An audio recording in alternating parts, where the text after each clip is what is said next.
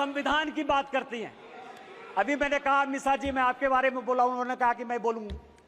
मिसा भारती जब पैदा हुई तो जेल में थे। मेरे गुरु गोविंदाचार्य उस वक्त वो भी जेल में थे, राम बहादुर राय भी जेल में थे, और लालू जी को राम बहादुर राय ने सजेस्ट किया कि अपनी बेटी का नाम मिसा रख दो, इसीलिए उनका नाम मिसा भारती।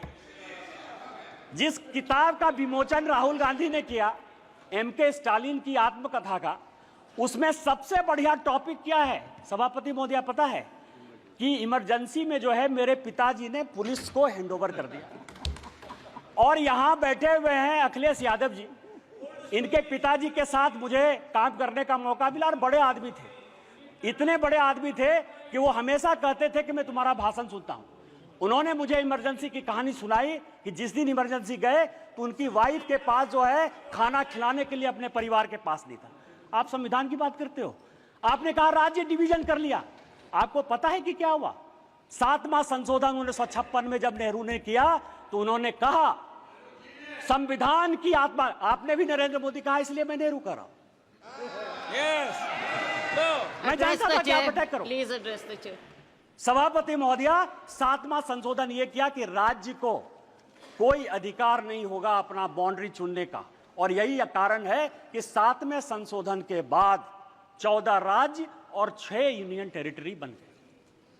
आप संविधान की बात करते हो, आप कहते हो संविधान बचाने की बात करते हो। संविधान की प्रस्तावना स्वर्ण सिंह कमेटी के बाद जब इमरजेंसी में सारे बड़े नेता, चाहे वो लालू प्रसाद जी हो, मुलायम सिंह यादव हो, करुणानिधि जी हो, आडवाणी जी हो, अटल जी हो, हेमवती नंदन बहुगुणा हो, कांग्रेस के चंद्रशेखर जी हो, बाबू जगजीवन राम हो, जब सारे जयप्रकाश नारायण, मैं एमपी की बात कर रहा हूं, ये सारे लोग जब जेल में बंद थे तो स्वर्ण सिंह कमेटी बनाई 1976 में। 42वां संशोधन हुआ।